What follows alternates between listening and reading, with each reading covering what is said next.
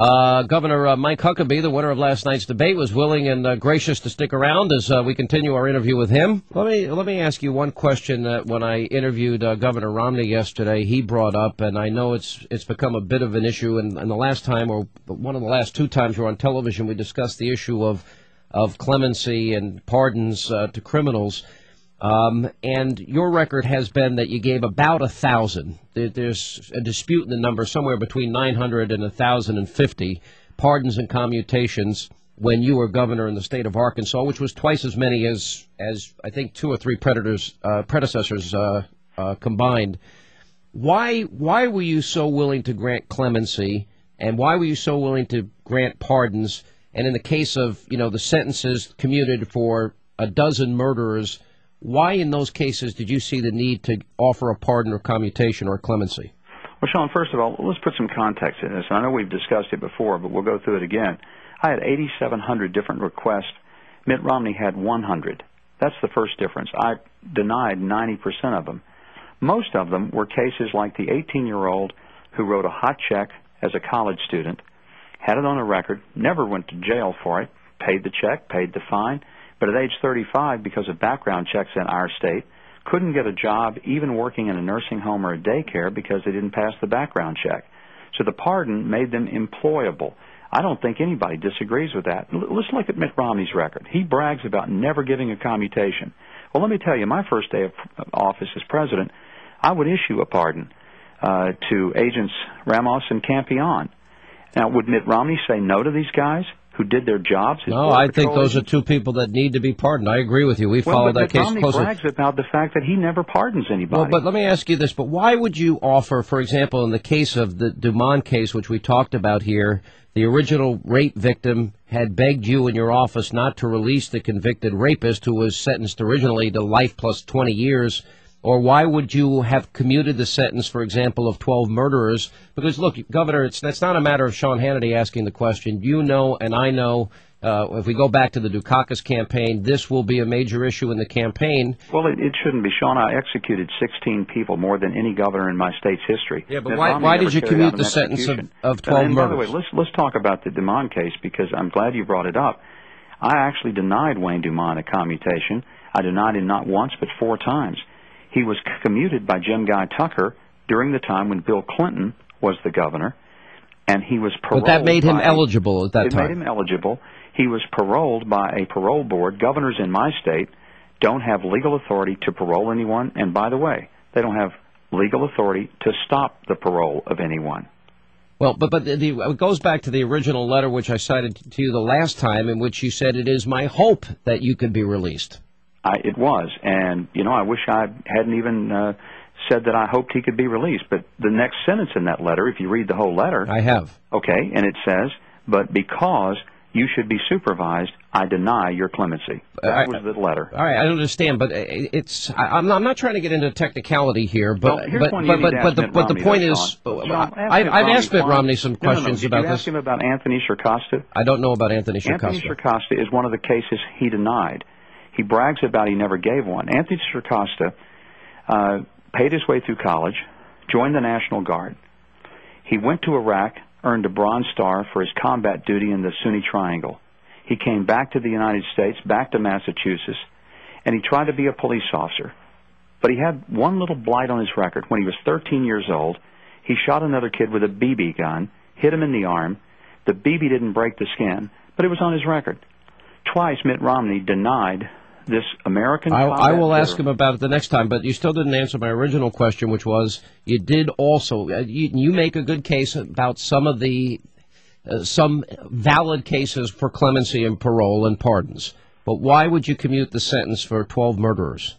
In some cases, they weren't trigger people, and their accomplices in a crime who had been the trigger person had been released 15 years earlier. Some cases, these were people who were in their 60s or 70s, who had committed a crime when they were teenagers and high on drugs.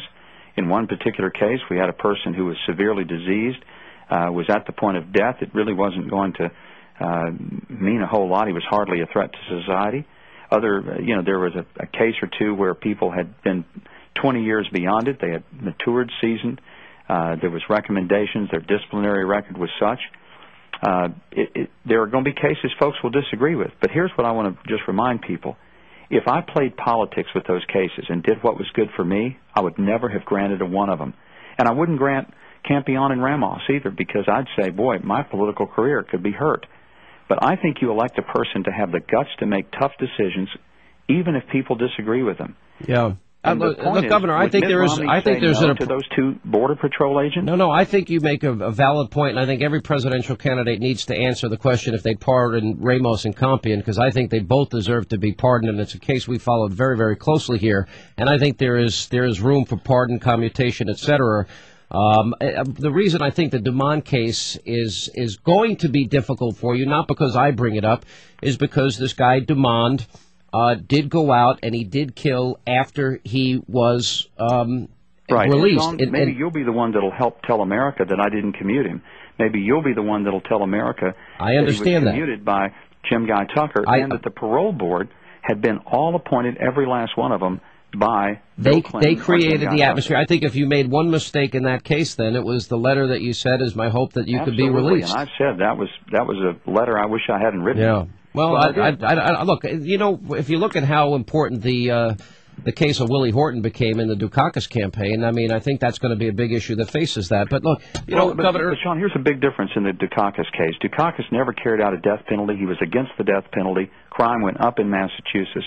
Crime went down in my state when I was governor. Meth cases, meth labs went down 48%. We doubled the sentences on meth. Mitt Romney said we lowered the sentences, which is totally untrue. We doubled them in 1999. His sentences in Massachusetts were 4 times lighter than the ones that we had for I think I need to get you and Mitt Romney on this program together, and I think I'm going to let you both debate it.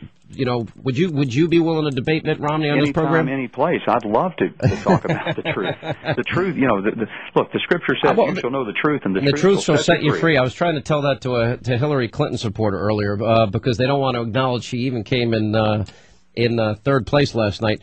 I think these are going to be important issues that you're going to have to face. I think that you have some good answers for some of them. Which ones do I not have a good answer for? Well, I think in the Dumont case, I think there is room that there's going to be an ad that's going to run against you at some point, especially as you continue to rise in the polls, Governor, that I think is going to be difficult. That will show. We had an ad that ran against us on that case in my governor's race in 2002. And didn't impact you. Well, people are smart enough to know that if it was Bill Clinton and Jim Guy Tucker that commuted him, if it was their board that paroled him, why should I be held responsible for the crime that he committed? Does that mean I think the only error you made in that case, then, Governor, is when you said, "My hope is that you are able to be free." You do point out that you wanted supervision on parole, but this was a guy that did go out and murder after he was released, and we know that the victim in that case, the original victim, a cheerleader who was raped, and then he got sentenced to life plus 20 years. That person had begged that this person never be released at all. I understand every bit of that, and I wish I hadn't written the letter. Yeah. But let's just make sure that we follow the facts here. And when people follow the facts, they're smart enough to see through that one of the worst things that could happen. But I do think, Governor, you've got to acknowledge. One of the worst things that happen is when people would use the pain and the horror that's gone onto this family for a political purpose. I can't think of anything more disgusting than that. Whoever does that is absolutely just, to me, beyond the pale. I do think, Governor, in the cases of the 12 murderers that you did commute the sentence on, I do think you're going to have to explain to people what the circumstances were in some detail. And I think, you're a savvy enough politician and you've been around long enough that you know that those questions are going to be raised, especially now that you have exceeded everybody's expectation. You are the one guy that started out in the second tier in this Republican primary, and you shocked the world, and you came in first in Iowa, and with that victory, as you know, is going to come a lot of added scrutiny. It has, and everything thrown at me has been thrown before. But I'm not throwing anything at you. I'm just raising the questions. People are connecting with the fact that, I'm not a guy that just recently converted to being a conservative. My pro-life credentials are not just talk. We actually passed pro-life legislation in my state. My pro-family position is not something I've just been converted to. I helped pass a constitutional amendment in my state to affirm marriage. And my fiscal record is one that shows unprecedented historic tax cuts in a state that had never had them, and did those in the face of a legislature that was 90% Democrat. I'm trying to put these two things together, Governor, and please help me here. then why is it the Arkansas Democrat Gazette